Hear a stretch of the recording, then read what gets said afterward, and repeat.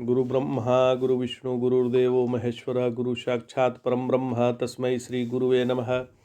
सदाशिवसमारंभां शंकराचार्यमध्यमाम् अस्मदाचार्यपर्यन्तां वन्दे गुरु परंपराम्। ओम श्री गुरुभ्यो नमः। हम लोग जनक याज्ञवल्क्य संवाद पढ़ रहे हैं जो श्री गुरुदेव द्वारा लिखित है और बृहद्राण उपनिषद पर आधारित है। गुरुदेव भगवान कहते हैं कि हे सौम्य, विवेकशील राजा ने माना कि मैं महर्षि याज्ञवल्क्य द्वारा प्रदत्त वरकवच से सुरक्षित हो गया हूँ, अतः प्रश्न पूछने पर मुनि क्रोधित नहीं होंगे। अतः उन्होंने प्रश्न पूछने आरंभ किए शरीर इंद्रियादि के संघात से विलक्षण आत्मा के बारे में, ताकि स्वयं प्रकाश असंग वस्तु सुस्पष्ट हो। विदेह राजा जनक ने प्रश्न किया कि हे मुने, हे प्रतिज्ञा पालक, दिन रहते जागृत अवस्था वाला यह पुरुष किस प्रकार वाला होता है, यह कृपा पूर्वक बताइए। यह पुरुष में यह से स्थूल सूक्ष्म रूप शरीरों का संघात ही कहा जा सकता है।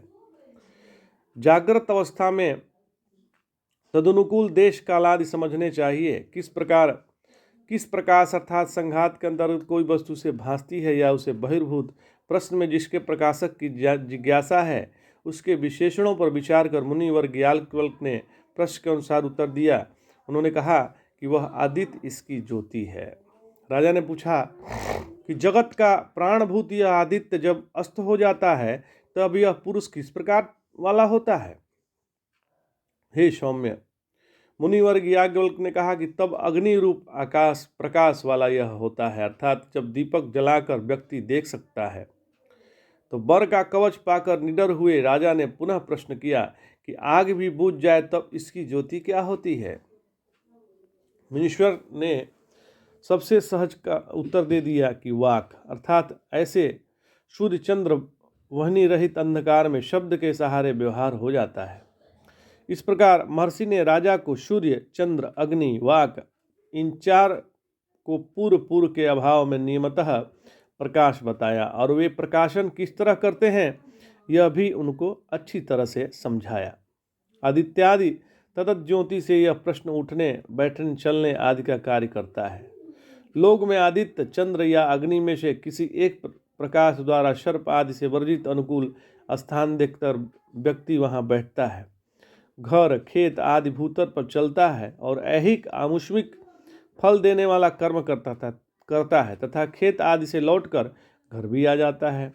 तो जिस घनघोर अंधेरे में अपना हाथ भी नहीं सूझता, वहाँ भी बैठना आदि सभी काम वाणी से कर ही लेता है। कोई बता देता है यह जगह बैठने के अनुकूल है तो व्यक्ति वहाँ आराम से बैठ जाता है। इसी तरह अंधेरे में घूमना फिरना भी हो जाता है।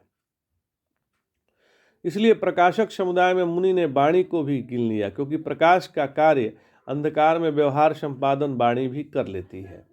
शास्त्र भी शब्द को अग्नि आदि की तरह ज्योति मानता है, इससे भी मुनि ने यहाँ उसे गिन लिया। यज्ञात संबंध द्रव्यादि का प्रकाशन मंत्र करते हैं, ऐसा कर्मकांड में माना जाता है। राजा ने जगतावस्था की अनेक ज्योतिया के बारे में पूछने के बाद बुद्धियुक्त पुरुष के स्वप्न जो प्रकाशक होता है उसके बारे में प्रश्न उठाया। बोला, हे मुनीश्वर, जहाँ वाणी भी उपशांत हो जाती है उस स्वप्न अवस्था में पहुंचा पुरुष किस प्रकार वाला हो गया है, कहा गया है।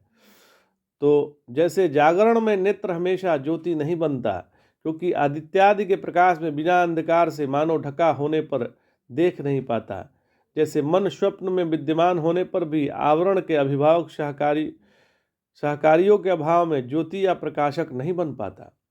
रूपादि विषय ग्रहण करने में नेत्र पर अनुग्रह करने वाले जैसे सूर्य चंद्र व अग्नि है, वैसे ही मन ग्रहण कर सके इसके लिए सहायक इंद्रियां हैं और वे स्वप्न दशा में विलीन रहती हैं, कार्यकारी होती नहीं है। किंच स्वप्न अवस्था में पहुंचा मन तो मिट्टी जैसा हो जाता है, क्योंकि स्वप्न दृश्य सभी पदार्थों का वह उपादान होता है। एवं घटोपादान मिट्टी जैसे घट प्रकाशक नहीं होती, वैसे ही स्वप्नोपादान मन स्वप्नों का प्रकाशक नहीं हो सकता। मन की स्वप्न में नेत्र तुल्य मानो चाहे मिट्टी के तुल्य, वह तब विद्यमान होकर भी अपने से भिन्न ज्योति के बिना प्रकाशक बन नहीं सकता। इसलिए स्वप्न के सब ज्ञान कराने वाला प्रकाश क्या है, यह राज प्रश्न का अभिप्राय है। स्वप्न में मन नेत्र तुल्य इस दृष्टि से है कि सामने का दृश्य उपादान अज्ञान माना जाता है। तो जागृत के संस्कारों का धारण करना रूप व्यवहार वाला कर्ण मन स्वीकार जाता है। तब भी जैसे नेत्र प्रकाशोपेक्ष है, ऐसा मन को स्वातिरिक्त प्रकाश की अपेक्षा रहेगी ही। स्वप्न वस्तुओं का उपादान मन ही है, ऐसे भी एक प्रक्रिया है, तब तो उपादानत्व में उपक्षीण मन जरूर प्रकाश कांक्षा हो, यह उचित है। प्रक्रिया विरोध इसलिए नहीं कि मन की अविद्या की ही एक अवस्था विशेष है। हे सौम्य, इस प्रश्न पर भी पूर्वोक्त आत्मोपदेश का स्मरण दिलाते हुए राजा को मुनि ने समझाया कि स्वप्न में वह आत्मा ही प्रकाशक है जो मन को बिना व्यवधान के जानता है। स्वप्न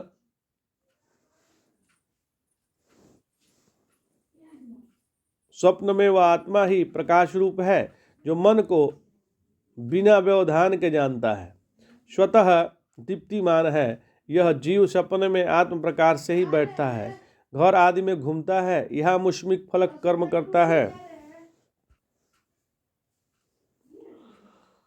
इस प्रकार हे सोम, महामुनि ने इसे अभय आत्म तत्व को ज्योति रूप से स्पष्ट कर पुनः समझाया कि जिसे पहले इंद्र नाम से प्रतिपादित किया गया था, क्योंकि स्वप्न में अन्य कोई प्रकाश अर्थात ज्ञानोपाय न रहने पर भी परापेक्षा रहित प्रकाश होने से नाना रूपों वाली बुद्धि को प्रकाशित करते हुए वही कार्य संपन्न करता है जो कहीं भी प्रकाश किया करता है।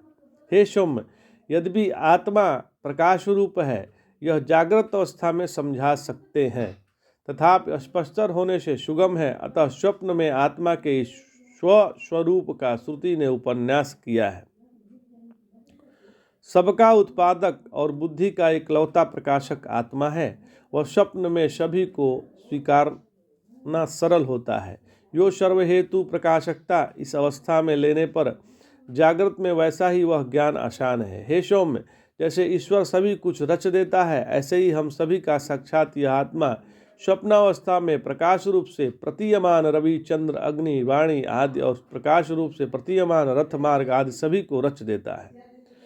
सूर्यादि जिन पर अनुग्रह करते हैं, उन नेत्रादि सभी इंद्रियों को महाभूत, देश, काल, दिशाएं, स्थावर, जंगम, ऊंचे नीचे प्राणी, समुद्र, नदियाँ, द्वीप, मेरु आदि पर्वत, पाताल आदि नीचे के सातों व भू आदि के ऊपर के सातों विशाल लोक, इन सभी को स्वप्न में आत्मा उत्पन्न कर लेता है। विभिन्न वैभवों से अलंकृत इंद्रादि लोकपालों की सृष्टि भी स्वप्न लोक में हो जाती है। लोकपाल है इंद्र, अग्नि, यम, रक्ष, वरुण, पवन, कुबेर, महेश, ब्रह्मा और शेषनाग।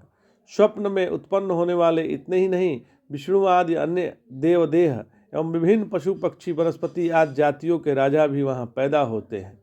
स्थूल, सूक्ष्म, अपरोक्ष, परोक्ष ब्रह्मांड आदि को जो कुछ भी उस सब को यह अकेला आत्मा ही उत्पन्न करता है, ऐसा भगवान श्री याज्ञवल्क्य ने राजन को समझाया। आज इतना ही। जय जय शंकर, हर हर शंकर, नमामि शंकर, भजामि शंकर। नमः पार्वती पतये, हर हर महादेव शंभो।